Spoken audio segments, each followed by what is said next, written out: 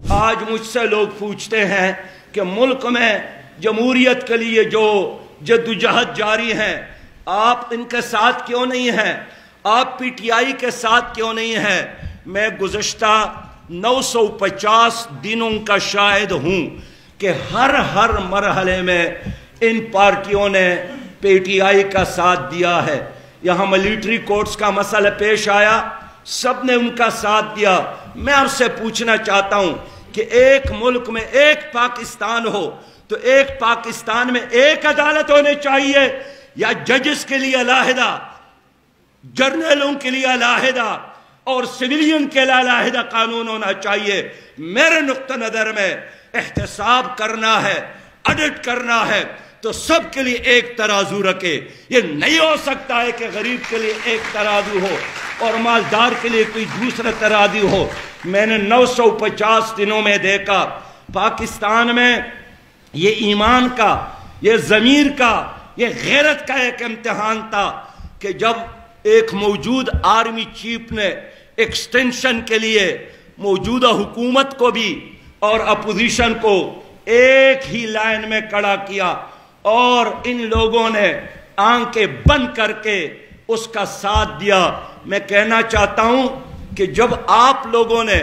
اس وقت ایکسٹینشن میں ساتھ دیا اور مل کر ساتھ دیا اور ایک دوسرے سے آگے بڑھنے کی کوشش کرتے تھے، وفاداری کا اعلان کرتے تھے، غلامی کا اظہار کرتے تھے، یہی تو آپ کو سوچنا چاہیے تھا کہ اگر اس مینجمنٹ کے ہوتے ہوئے 2018 کا الیکشن فیئر نہیں ہوا تو آج آپ کیسے بات کر سکتے ہیں، اس پر اعتراض کر سکتے ہیں؟ میرے پیارے بھائیوں، میں نے اس اسمبلی میں دیکھا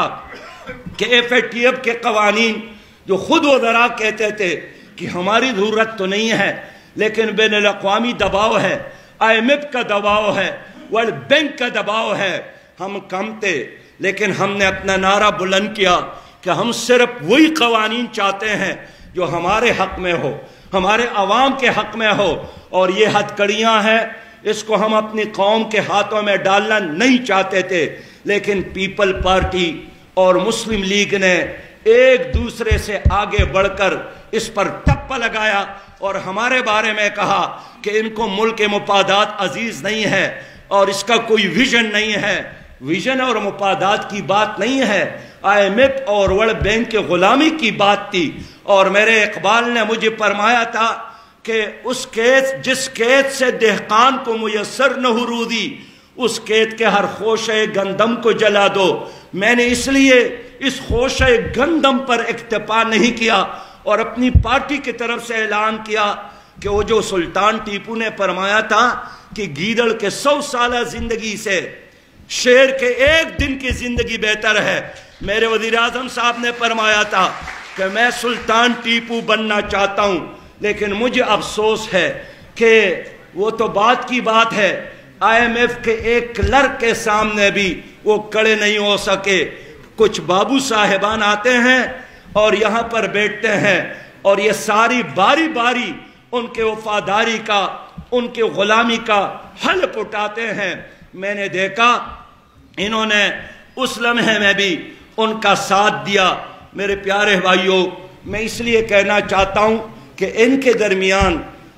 ورلڈ بینک اور آئی ایم ایف کی غلامی اس پر اتفاق ہے، ان کے درمیان تعلیمی پالیسی پر کوئی اختلاف نہیں، معاشی پالیسی پر کوئی اختلاف نہیں، صنعتی پالیسی پر کوئی اختلاف نہیں، کشمیر پالیسی پر کوئی اختلاف نہیں ہے۔ اختلاف صرف ایک چیز پر ہے کہ گھوڑے پر مجھے بٹھایا جائیں، آپ کو نہیں بیٹھنا چاہیے۔